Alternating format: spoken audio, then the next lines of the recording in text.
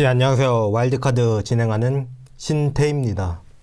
오는 8월 19일부터 멕시코에서 열리는 2026년 여자농구 월드컵 이 사전 자경 예선이 치러지게 되는데, 여기에 출전할 대표팀 감독이 박종천 전 KB 하나 감독이 사천시청의 신원하 코치와 조를 이뤄서 지원을 했고요.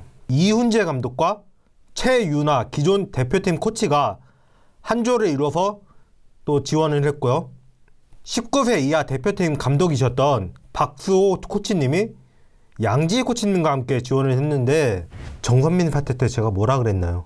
감독만 짜라고 시스템은 그대로 두면 문제가 반복될 거라 그랬죠. 또 알바 감독이잖아요 지금. 여러분들 알바 감독한테 되게 뭘 바라는 거예요? 알바 감독이 여태까지 잘된 감독이 그나마 서동철 감독님이에요. 서동철 감독님이 그나마 잘됐던 이유는 부상 선수도 많아가지고 되게 힘들었는데 KB 감독으로 쭉 계시다가 바로 대표팀으로 가신 거예요. 그러다 보니 현장감이 있었던 거, 이게 제일 컸다고 보는데, 지금 지원하신 세 분의 감독님들은 현장감이 있을까요? 청소년 대표팀을 맡으셨던 박수호 코치님 같은 경우는 그런 기대는 가능하겠죠. 새로 올라오는 선수들에 대해서는 누구보다 잘 알고 계시지만 그 선수들이 지금 성인 대표팀에 들어갈까요? 옛날에 KDB에서 코치를 하신 적도 있어요. 그런데 KDB 때는 벌써 언젠데. 확실한 검증을 통해서 감독을 알아보고 계약을 해야 되는데 그것도 아니고 현장을 오래 떠나있거나 아니면 다른 분야에 있던, 그래서 현재 선수들의 상태를 잘 알 거라고 기대하기는 어렵죠. 박수호 코치 같은 경우는 이참에 새로운 인물을 올려보는 것도 괜찮다 싶은데 검증된 인재라고 하긴 어렵죠. 박종천 감독이랑 이훈재 감독은 이유가 어쨌건 둘 다 프로에서 실패한 감독이에요. 두 분이 스타일이 비슷하다는 것 같아요. 두 감독을 모두 겪은 선수한테서 얘기를 들을 기회가 있었는데, 이훈재 감독님이 아무래도 평소에 선수 관리 그리고 선수들한테 인망을 얻는 거, 이 면에서는 좀 낫다는 것 같아요. 이훈재 감독님 같은 경우는 상무에서 되게 안정적인 커리어를 보내고 계셨는데, 그 상무는 대학팀 아니면 프로 2군하고 경기를 하는데, 상무는 솔직히 그 나이 때 대표팀이라고 해도 거의 무방하거든요. 그 팀으로 진다는 게 이상한 팀이고요.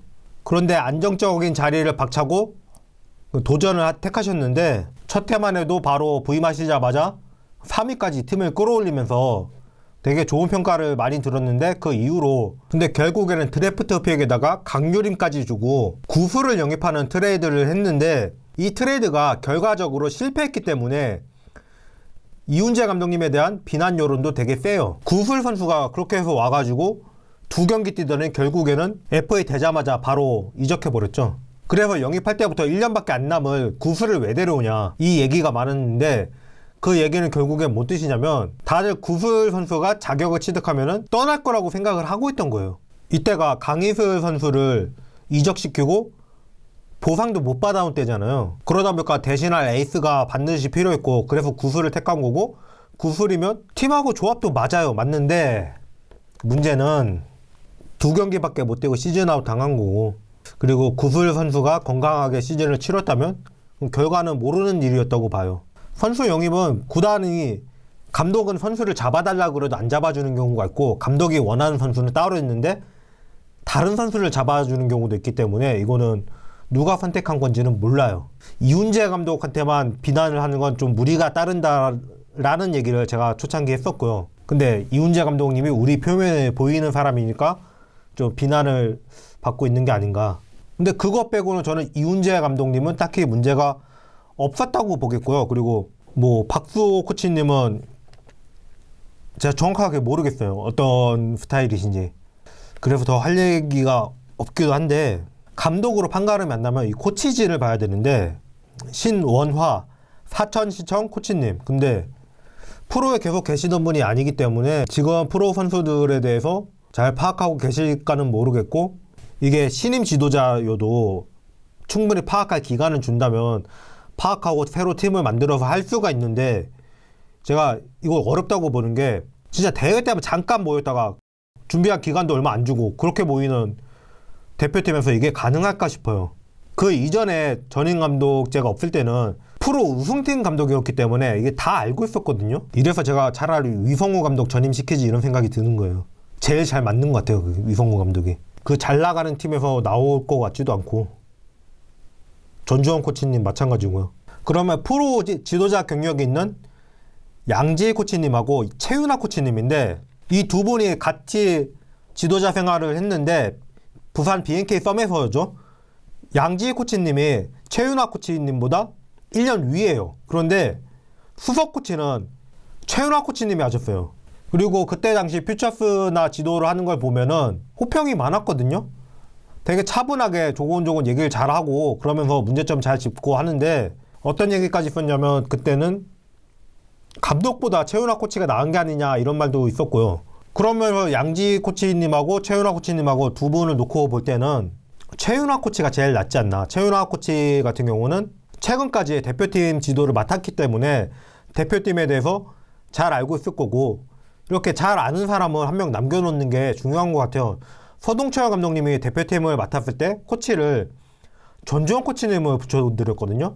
대표팀을 오래 지도했던 전주원 코치님을 붙여서 새로 들어온 감독님을 보좌하게 하려는 배려라고 생각했는데, 그냥 감독님은 안 한다 그랬는데 코치님은 딱히 안 한다고 안 해서 그런 거 아닌가, 그럴 수도 있고요. 전부 다 바뀌는 것보다는 구조를 알고 있는 사람이 한 명 남아가지고 돕는 게 나을 것 같아요. 평소에 계속 선수들 보면서 관리하고 이렇게 지도를 할 수도 없는 입장이기 때문에.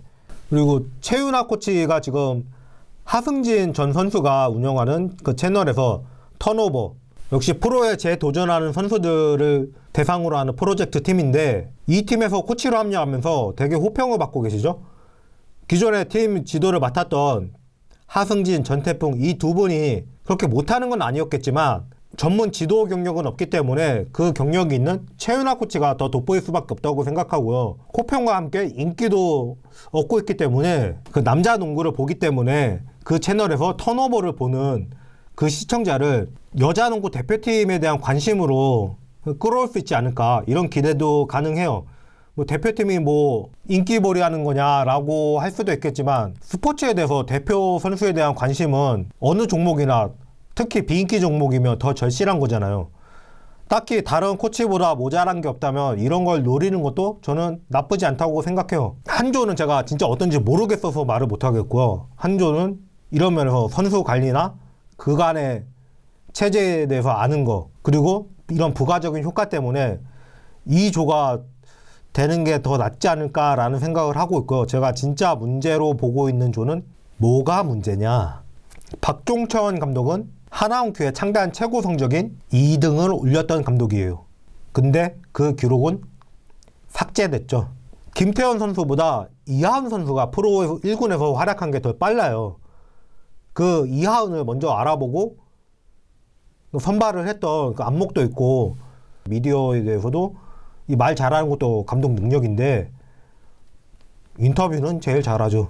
근데 거기까지 임기 내내 실패를 하다가 구단을 최악의 상황으로, 리그 자체를 그런 상황으로 만들어버린 장본인이에요. 물론 첼시에 대한 계약 자체야 구단에서 그냥 일방적으로 한 걸지도 몰라요. 그러면 아랫사람인 감독은 따라야 되고요. 그렇다고 보기엔 그러면 감독 권한으로 기용을 안 할 수가 있거든요. 너무 줄기차게 써먹었죠. 첼시는 다른 구단도 접촉이 있었지만 동포 선수가 맞다는 확신이 안 들어서 암만 해도 아닌 것 같아서 다 계약을 안 한 거거든요. 근데 그걸 덜컥 계약했어요. 근데 이 얘기는 충분히 이미 돌았던 얘기고, 그러면 하나은행은 모를 리가 없는데, 그렇게 생각하기엔 또 하나은행에서 있다가 KB로 이적했던 크리스틴 조 같은 경우는 진짜 동포 선수가 맞았는데 이 증명 작업이 하나도 안 됐었다고 그러잖아요. 그때 프런트가 일을 그렇게 했던 거예요. 그냥 동포 선수 맞다고 지원하니까 확인도 안 하고 그냥 찍은 거예요. 제가 볼 땐 그래요. 그냥 맞대니까 꽝, 이거였을 것 같아요. 암만 해도. 그때 당시 프런트 일처리 문제는 유명하죠. 그러니까 그냥 아무 생각 없이 한 것 같아요. 자숙기간을 가져야 되는데, 물론 감독은 사직했죠. 그런데 사직했는데 고문 자격으로 급여는 그대로 받고 있었고요. 바로 해설위원으로 활동하죠. 이거 거의 뭐 유급 휴가잖아요. 그래서 팬들이 더 분노를 했던 사건이고요. 아무도 책임지는 사람이 없다고. 책임은 누가 졌냐? 그 당시 선수들만 책임을 진 거죠. 팀이 강해져서 2등까지 한 줄 알았는데 그게 사기였고, 김정은 선수는 병원 5군데를 돌았는데 다 수술해야 된다고 했대요. 그런데 당장 뛰어야 되기 때문에 이게 기회니까 그래서 무릎을 갈아놓고 있었죠. 그렇기 때문에 김정은 선수가 가장 성적이 저조한 시즌이 그때예요. 해설위원 하고서는 올스타전 해설할 때, 옛날에 코로나 전에는 올스타전 하면 선수들이 피자를 몇 판씩 들고 팬들한테 배달을 했잖아요. 이거를 강희슬 선수 보고 자기한테 안 가져온다고 볼멘 소리를 경기 끝날 때까지 하더라고요. 사리 분별 못한다 이런 생각 들었는데, 지도자의 경력을 보면 지금 박종천 감독이, 이훈재 감독은 프로 감독 경력이 너무 짧고요. 박종천 감독 같은 경우는 남자 프로까지 하면서 그리고 여자 프로에도 더 지도자 경력을 오래 보냈고요. 이러면 점수가 더 가요. 이 뽑힐까봐 지금 불안해요. 지금 자리가 들어와도 사양해야 될 판에 왜 이걸 지원을 하는지. 이 사건이 리그를 진짜 크게 바꾼 거예요. 자, 코치들이 그만두면서 이때 코치였던 신기성 감독과 정선민 감독이 신한으로 이적을 하죠. 그러면서 코치가 공석이 돼서 불러왔던 코치가 이환우인데, 들어와 보니까 덜컥 감독이 날아간 거예요. 그래서 덜컥 감독이 된 거예요. 그렇게 준비 안 된 감독이 그렇게 만들어진 거죠.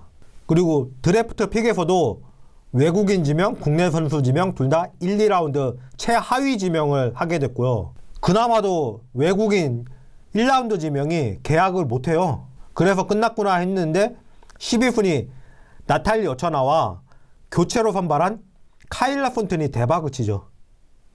이 선수들은 이후에도 다른 팀에서 재선발이 될 정도죠. 근데 결국에는 6위로 끝났어요. 처음에는 기대할 수 있었지만 그게 끝까지 가는 건 아니니까. 그리고 이 시즌을 끝으로 김정은 선수가 이적을 하죠. 그러면서 진짜 암흑기가 오는 건데, 더 좋았던 때도 별로 없긴 하지만 국내 선수 드래프트에서도 6순위, 12순위를 뽑아요. 근데 이 드래프트가 누구 드래프트였냐? 박지수가 이때 데뷔해요. 첼시 그 사건만 아니었다면, 그것만 좀 감독이라도 빨리 시인하고 시즌 시작하기 전에 되돌렸다면 박지수가 하나원큐 거일 수도 있는 거죠. 하나원큐는 자동으로 6픽을 배정받았으니까, 그때 페널티로. 박지수가 아니어도 이주연, 나윤정, 한엄지가 그의 데뷔거든요. 하나원큐의 사정은 더 나을 뻔했던 거예요. 리그의 판도 자체를 바꾼 거예요, 이게. 결국에 남은 선수들만 피해보고 아무도 책임진 사람은 없다. 하나원큐가 구단이 신뢰를 못 얻게 된 가장 큰 배경이 되는 사건이었고요. 근데 이걸 그냥 봐 넘긴 사람이 국가대표 감독을 하겠다? 그런 사람한테 선수들이 신뢰를 보낼 수 있는지 모르겠어요. 자기가 지원한 것도 너무 뻔뻔하다고 생각하고요. 이거는 좀 진짜 재고를 했으면 합니다. 지금쯤 결과가 나왔을 건데요. 오늘 면접이라고 했거든요. 찹찹하네요. 농구판에서 안 보였으면 좋겠는 이름인데 이걸 대표팀 감독 이름으로 보게 되니까 다른 두 조 중에서 선발이 됐으면 해요. 그때 시스템에 대한 지적은 아무도 안 하고 결국에는 감독에 대한 지적만 하고 끝났으니까 그 사태를 또 반복해야 되는 거예요. 지금 대표팀 상황이 그때보다 낫나? 절대 안 나아요. 키아나 스미스 선수의 기화 절차가 어떻게 됐는지 모르겠지만 합류하게 되면 진화는 아웃이에요. 박지수, 양인영, 센터 없네요. 둘밖에. 김단비, 박혜진, 배혜윤, 은퇴구. 94년생들 쭉 건너 뛰어가지고 이해란이에요. 그 다음이. 지금 대표팀 주력을 봐봐요. 딱 그래요. 근데 아시아 쿼터 도입으로 뭐 효과를 볼 거다? 지금 여자 배구 대표팀 명단 나왔더라고요. 라이트 또 이선우 선수밖에 없더라고요. 라이트 해본 적도 없는. 그렇게 될 거예요.